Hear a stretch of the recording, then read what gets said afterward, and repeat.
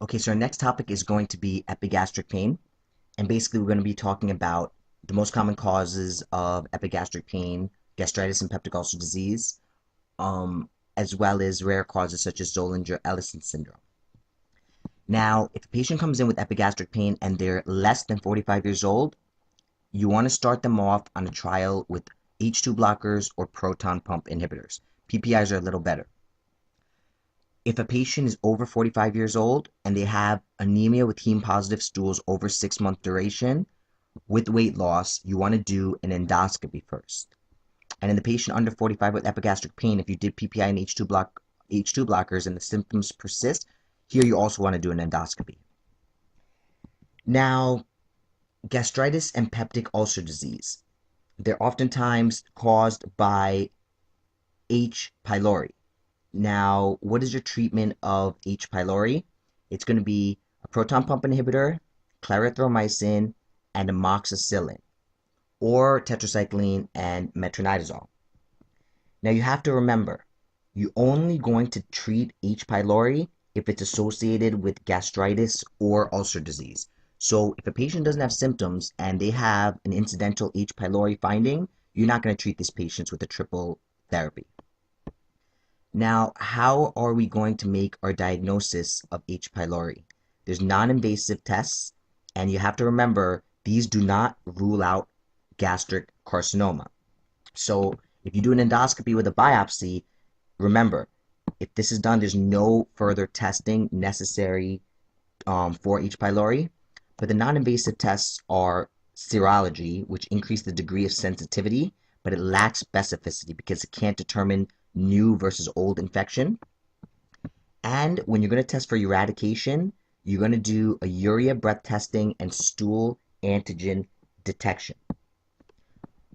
A urea breath test is good for detecting active infection, but you have to remember, patients must be off PPIs for 2 weeks and off antibiotics and bismuth for 4 weeks. Fecal antigen test for H. pylori, patients have to be off antibiotics, PPIs, and bismuth as well. Our most accurate test for H. pylori is biopsy and histology. Remember, when we do urea breath testing and stool antigen testing, we're going to do this 4 weeks after the completion of the therapy. What are the indications in peptic ulcer disease for surgery? Peptic ulcer disease, first of all, you want to remember duodenal ulcers are usually relieved by food and they come as postprandial pain. And stomach ulcers, the pain worsens with food. There's pain with eating. Indications for surgery in peptic ulcer disease include upper GI bleeding not amenable to endoscopic procedures, perforation, refractory ulcers, as well as gastric outlet obstruction. Now, if they asked you what test can be used to confirm the eradication of H. pylori, what are you going to answer? You're going to answer urea breath test. If they ask you, what are you going to use for H. pylori with symptoms in a pregnant patient, what are you going to do? If you have a patient that is penicillin allergic, what are you going to do? You're going to use metronidazole. What you want to do actually, there's another thing, and it's called quadruple therapy. And basically, if there's persistent infection despite triple therapy, you're going to do something called quadruple therapy, where you're going to do a PPI plus clarithromycin and amoxicillin, and you're going to actually add bismuth. So if there's persistence with this triple therapy, you're going to do quadruple therapy. Now, our next topic is going to be Zollinger-Ellison syndrome. Now, Zollinger-Ellison syndrome is a gastrin-producing cancer, and 20% of them are associated with MEN1. Now, if you have a patient with Zollinger-Ellison syndrome, what's going to be a clue that this patient has MEN1? It's going to be hypercalcemia with the Zollinger-Ellison syndrome. Now, when are you going to think about Zollinger-Ellison syndrome? You're going to think about it when there's ulcers recurrent after therapy, multiple in number, and in the distal portion of the duodenum. Diarrhea occurs in 2/3 of the patients, and steatorrhea occurs as well due to the inactivation of lipase due to an increase in acid in the duodenum. What are the diagnostic tests you're going to do in Zollinger-Ellison syndrome? Gastrin levels are going to be increased while the patient is off anti-secretory therapy for several days. Because you have to remember, everyone on an H2 blocker or proton pump inhibitor has an elevated gastrin level, right? Because it's actually inhibiting your hydrochloric acid, which is going to cause a feedback increase in your gastrin. So that's why the gastrin levels have to be increased while the patient is off anti-secretory therapy for several days. An increased gastric output with an increased gastrin level, or a secretin test positive, which is going to be abnormal.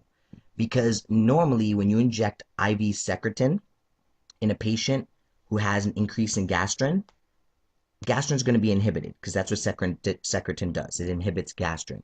But when you do the IV secretin test and you give the patient secretin and they have a paradoxical increase in gastrin levels, you confirm the Zollinger-Ellison. Now, for metastasis, you're going to do somatostatin receptor scintigraphy. And for metastatic disease, you're going to do long-term PPIs. The single most sensitive test for ZE syndrome is endoscopic ultrasound, and localized lesions are surgically removed. And this is going to end our topic on epigastric pain. Quick review. Epigastric pain in a patient under 45. You're going to do a trial of H2 blockers or PPIs, and if symptoms persist, you're going to do endoscopy. If they're over 45 with anemia, heme positive stools, over 6-month duration with weight loss, you're going to do endoscopy also. To make the diagnosis of H. pylori, you have an invasive and non-invasive.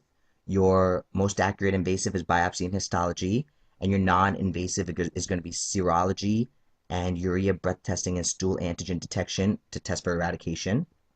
Your treatment in symptomatic H. pylori is going to be triple therapy with PPIs, clarithromycin, and amoxicillin. And if it's recurrent after that, you're going to add bismuth for quadruple therapy. And remember, asymptomatic H. pylori does not get treatment. ZE syndrome, you're going to diagnose them with increased gastrin level while the patient is off anti-secretory therapy for a few days, increased gastric output and an increased gastrin level, as well as an abnormal IV secretin test. For metastasis, you're going to do somatostatin receptor scintigraphy and give long-term PPIs. And our single most sensitive test is going to be endoscopic ultrasound, and all localized lesions are going to be surgically removed.